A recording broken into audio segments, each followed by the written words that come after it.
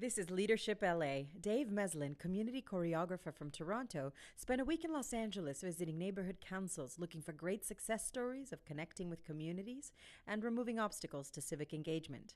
He also visited the Board of Neighborhood Commissioners, where he talked about the importance of great design and clear language. Architecture planning knows that the 3 stories under a tower is called it's a podium. It's like an insider architect. Exactly. So when you think of a podium, you think of this. But we have signs all up over town saying a development has been proposed with a 3-story podium. And all this other language that no one understands. So instead of underground parking, it's below grade parking, which just sounds like crappy parking, right? I want high grade parking. So we do a really bad job of communicating. And then, so to me, the word apathy, the whole idea of apathy is an act of blaming the victim. Right? We make it hard to engage, we put up obstacles and barriers, and then we say, why aren't people engaging? And we do that at the highest levels, and we do it at the lowest levels too. Grassroots organizations as well, and nonprofits. Contrast that with this. So this newspaper has a new app they want people to know about. Full page ad, lots of white space, clear text, a few images. So imagine if an ad had been placed like this, saying, you had a neighborhood council on Sunday. You know, obviously the impact that would have on outreach. Of course, that takes a lot of resources. So that's one example. I talk about the lack of good civics education. If we're not giving kids the tools they need to know how government works, how could they possibly be engaged when they're older? So in Ontario, we do a half credit in grade 10 that is municipal, state, and federal, which isn't really enough. Here, I think you do it in grade 12, a full credit. I don't know, for example, do they teach about neighborhood councils in that government class? No. The whole point of neighborhood councils is that's actually the most likely place you're going to interact. I'm hearing that it's the conduit that bridges between you and the government, and then you're not teaching it in the government program, which is, again, this isn't a criticism of you. This is across the board. We're making it so hard for people to engage. And of course, the biggest obstacle is just geography. In a city like Toronto or LA, millions of people in one place. How do people connect with government? We amalgamated 15 years ago, 6 cities into one, which means we shut down 5 city halls. Each of those city halls was a previous amalgamation of 4 or 5 city halls. We've shut down 20 city halls within our current boundary since Toronto was founded. So how do we compensate for people being geographically removed from City Hall? I try and think of my mom. I'm going to go to City Hall because I'm an activist. I'm a municipal geek. I read the agendas. But what we're talking about is how do we get beyond the usual suspects? My mom is very smart, cares about the issues, cares about her neighborhood. She's not going to go all the way to City Hall, miles away, to give a deputation to the mayor on the budget. She'd be scared, intimidated, she would lack the confidence, and maybe the time. But what would get her out? And in my mind, I've had this fantasy of what you're already doing here. I've always said to myself, my mom would come out to a meeting, or more likely to come out to a meeting, in her neighborhood, about her neighborhood, at a convenient time, in a comfortable location, with food, invited by someone who she knows. To me, that's the opening. So when I heard that Los Angeles had a system of 90 elected volunteer neighborhood councils, I wrote about it in an exhibit called The Fourth Wall, which I published in Toronto. This was a visual exhibit in a gallery with 36 recommendations of how to make municipal government more accessible and participatory. And I used the fourth wall, which is a theater term. It's the wall that separates the actors from the audience in the theater. So actors don't look through the wall, it's opaque. Audience looks through the wall, it's transparent, but they do so in a passive way. It's a good analogy for politics because most people feel that politics is something you watch as a spectator sport. I'm not supposed to be on the stage. I can watch it. Once every 4 years, I can decide which ticket of which show I want to see. Other than that, I'm supposed to sit quietly. And the fourth wall as a theater term is used in the context of breaking the fourth wall. So if an actor looks at the audience, for one moment they're acknowledging we're all in the same room. It's all one shared reality. How do we break the fourth wall at City Hall? So I'm here to learn from all of you and from you. I don't want to take up too much time because I really came to listen, not to talk.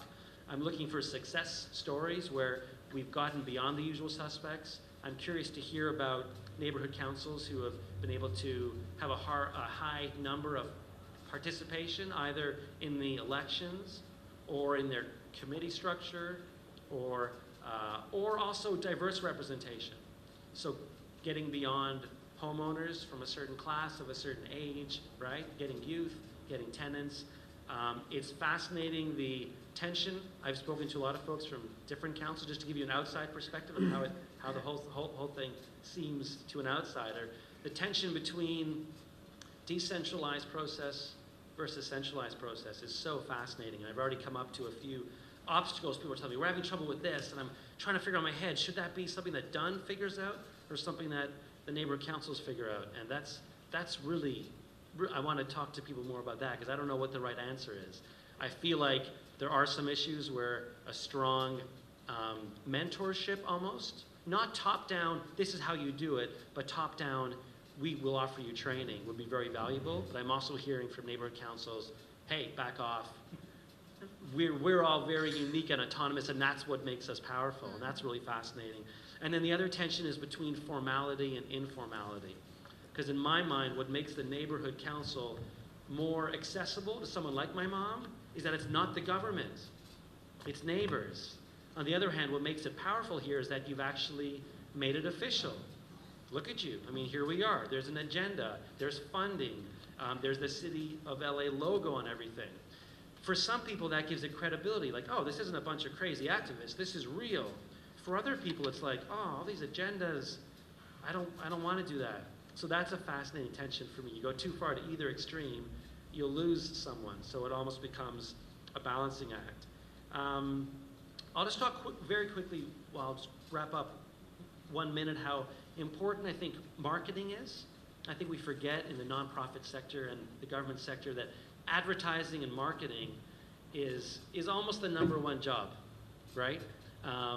The truth is that the turnout here is low. I'm inspired by it because we don't have anything like this in Toronto at all. But it also breaks my heart that this amazing opportunity exists and the voter turnout is lower than what we would like it to be. And I feel like we often fall into two traps. We make assumptions as organizers. One trap is no one cares, so let's not bother. I don't think that's the one that's happening here, but I definitely hear that a lot. It's an assumption that the masses are apathetic. But the other assumption is just as dangerous, which is forgetting that we're in a bubble and that most people have never heard of a neighborhood council, and that when we're developing promotional literature, we have to put ourselves in the shoes of someone who has no idea what a neighborhood council is. And I've noticed that I've been looking at the different materials that have been produced by the volunteers, and I don't want to be too critical, as anything volunteers produce should be praised because they're volunteers. But I've noticed that some of them, I think, are falling into that second category. This one is amazing, the ones that are here. I think this is really cute, and it says it explains right on it what it does. But I've got another one here. I won't show which one it is because, again, I don't want to criticize any neighborhood council. They're all doing such amazing work. But beautiful color postcard that was being handed out for an election this week. And it has the name of the council at the top. Then it's got the logo of the council, the LA logo, and then an address, really big, and then the date of their meeting. But why would anyone care? What is it, right? And I think we often fall into a little bubble within a family where we all know, so we think we just have to tell people when the meeting is and they'll show up. And marketing is a very complicated thing, and it's very delicate, and I think the neighborhood councils would benefit a lot from some kind of mentorship on how to do advertising, because it almost doesn't matter how good your programming is and how committed the volunteers are if the other 40, 50, 80,000 people have never heard of you. And I know the budgets have been cut from whatever 50 to 37. That probably had a huge impact too on the ability to do the marketing. So I think what you're doing here is really inspiring. It's one of the most inspiring efforts I've ever seen in North America to engage the public. But I think that because there's a skill set lacking at the local level of how to do advertising, you're almost wasting this incredible opportunity. And my worry as an outsider is that it could spiral downwards. That by not having the skills and underfunding the marketing, it'll drive participation down, which then becomes an excuse to take more funding away 5 years down the road, 10 years. Whereas the opposite could also be true, an injunction of funds at some point, or a training program. Maybe money isn't the issue, but really getting all the neighborhood councils to understand that communicating to outsiders is an art. and getting them to practice that art, I think you could be aiming for at least 1, 2, 3% as a bare minimum goal. I think that's definitely attainable. And it's almost a criminal act to create such a beautiful program and not hit that target, and I think you can do it. And I'm just really honored to be here. And thank you for all your work, everyone. Before you do it, commissioners have questions? No question, but you talk about participation.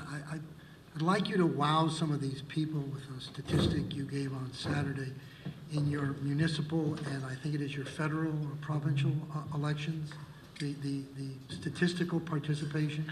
Yeah, it's actually really funny because to me they're really low numbers. So our municipal voter turnout is 50%, which to us is really pathetic because our provincially, which is our state, and federally we're at 60 or 65, and we're like 50. That's only half. But I'm hearing that's it's all relative, right? It's all relative. We're never going to get 100 at any level, right? We should always just be making sure we're going up. And to me, it's about access. I think as long as people know there's an election, they know what's available, and they make the connections in their mind between everyone cares about the issues. The funny thing is, if you go up to a stranger and say, do you care about politics, and call it that, their first answer is often cynical, negative, right? But if you say, do you care about how long you wait for the bus in the rain? Find me someone who really meets the dictionary definition of apathy. I don't care how long I wait. I'm apathetic. Who cares? That person doesn't exist. You know, do you care how long the waiting line is at the hospital? I'm apathetic. I don't care. So everyone cares about healthcare, schools, workplace safety, daycare, library, police. For some reason, they're not connecting the dots, that those things they care about have systems in place where they can participate and actually make a difference. So the trick is to bridge that gap and break that fourth wall. And I think we can do it. I think we have to do it. The other last thing I'll say is that when we teach civics, we don't teach it enough. Even when we do teach it, we often talk about engagement as an obligation. From the side of the citizen, we teach kids, this is your responsibility and your obligation. And from the government side, we almost teach it as, not teach it, frame it as, there's a moral obligation for citizens to be involved. Whereas for both sides, I think it should be taught and framed as opportunity. To young people and citizens, it's not, you should vote and you should be involved. It's, hey, you can make a difference in your world. That's good for you. It'll pay, out of selfishness, you should participate. And on the side of government, it should be, hey, what a free resource. Instead of paying high-paid consultants to come up with innovative ideas, you've got millions of people in LA with ideas who will offer them to you for free. And essentially seeing innovation not as a top-down process with gurus and experts, but inverting that and seeing that innovation and creativity could be crowdsourced from the masses if they're invited and if they have the confidence and the tools to participate. And I think you really created a model that could help make that happen. It's really amazing what you're doing. It's very inspiring. And the last thing I'll say is you should be bragging more nationwide about what you're doing. I'm not sure how many people in LA realize how unique the model is, but the department should really have a video that's targeting people outside LA in a way. Because people should be replicating what you're doing and experimenting with different ways of doing it, and then you could all learn from each other. The other thing is the neighborhood councils could be a really great testing ground for other types of democratic reforms. So people talk a lot about finance reforms and process reforms and voting reforms, different types of ballots. Minneapolis and San Francisco are now using a ranked ballot. People talk about online voting, lowering the voting age. Cities and state governments are hesitant to experiment. You've got this amazing breeding ground where you can experiment with some of these things at the local level and then report on those with data and see which ones work, and then maybe you can help inspire democratic reforms at the state and federal level by using your neighborhood councils as living laboratories. That's another great benefit that maybe is being overlooked. I'll just finish with that. Thank you so much. If anyone wants to share some stories with me, I'm here for the next few days. And I could also jump out in the hallway with anyone. I'm shooting some video for my blog. If anyone wants to just let me know why you think neighborhood councils are working or not working, any stories you think would be valuable for me to bring back to Ontario so we could try something like this in the future. Thank you very much.